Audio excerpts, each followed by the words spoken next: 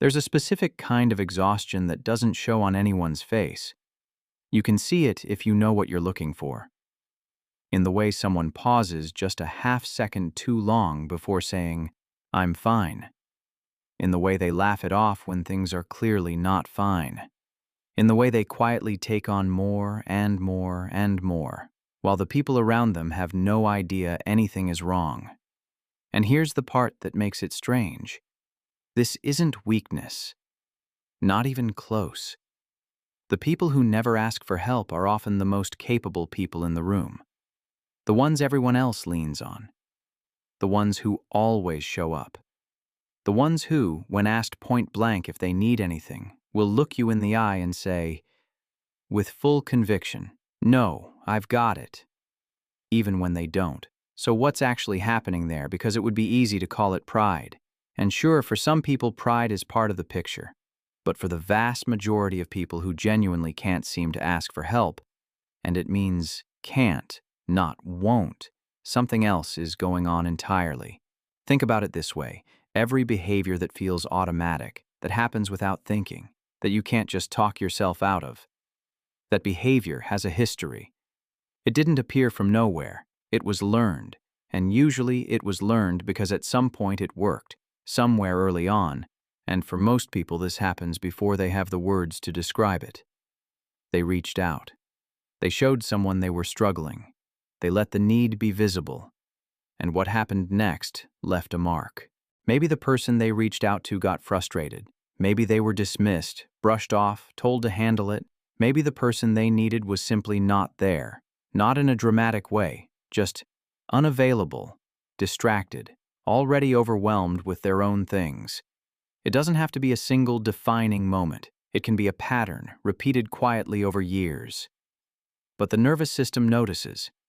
It's extraordinarily good at pattern recognition, far better than the conscious mind. And the conclusion it draws is simple. Showing that you need something leads to disappointment. Or worse, rejection. So it adapts. It finds a workaround. If they won't come through for me, I'll come through for myself. And here's what's remarkable about that adaptation. It works. It genuinely works. The person who learns to rely only on themselves often becomes deeply capable, resourceful, resilient in ways that other people genuinely admire. They build skills, solve problems, carry weight that most people would buckle under. But here's what most people never notice. The strategy doesn't stay in the original context. It doesn't stay limited to the situations where it was necessary. It generalizes. It starts applying everywhere, and somewhere in that process it stops being a coping mechanism and becomes an identity. I am someone who handles things. And once it's identity, once it's part of how you understand yourself, asking for help doesn't feel like a practical choice anymore. It feels like a threat, like the ground shifting beneath something you've built your whole sense of self on. Researchers who study this have found something that tends to surprise people.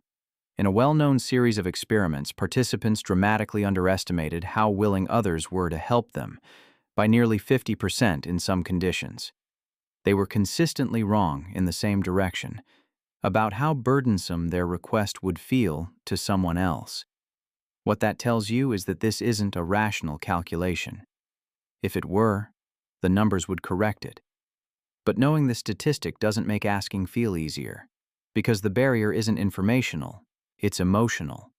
It runs deeper than logic can reach, and this is where the confusion begins for a lot of people. They understand intellectually that asking for help is fine, normal, healthy. They can say that out loud. They might even believe it when they say it about someone else. But the moment it applies to them, something shifts.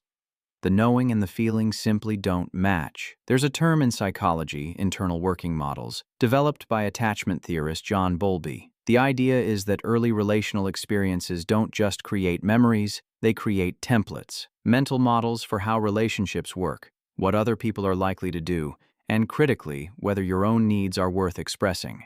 These models form early. They operate below awareness, and they're remarkably resistant to logic. Not because the person is Irrational, but because they were installed at a level that logic doesn't have easy access to. Telling yourself it's irrational not to ask for help is about as effective as telling someone with a fear of heights that the statistics on falling are actually quite reassuring. The rational mind hears it.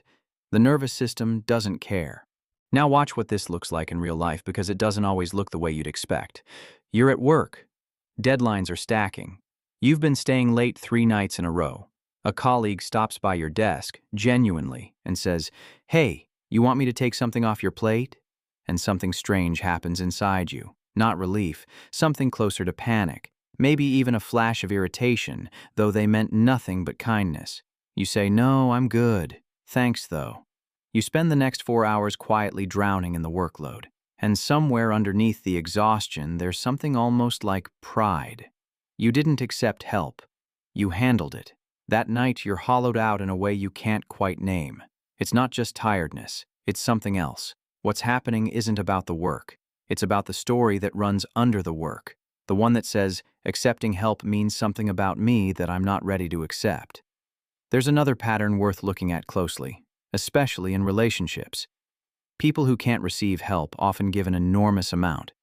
Genuinely, not manipulatively. They show up for others. They remember things. They carry other people's weight willingly.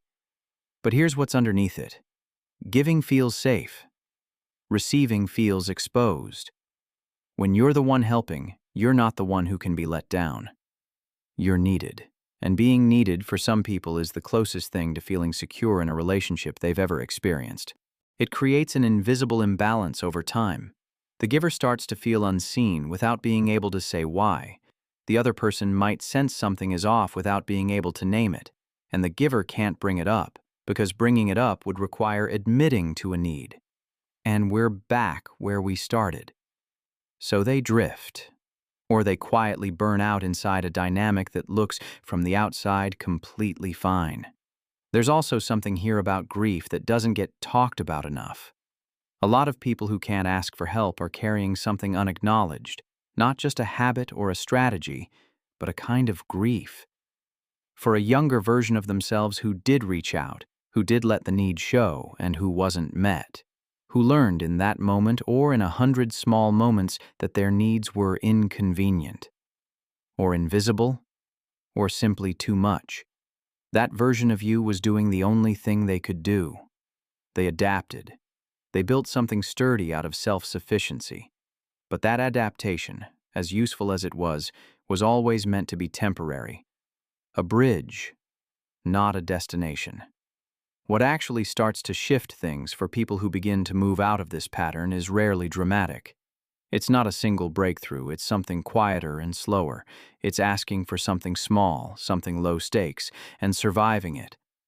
Noticing that the person didn't pull away, that they weren't burdened, that the asking didn't cost anything close to what the nervous system predicted it would.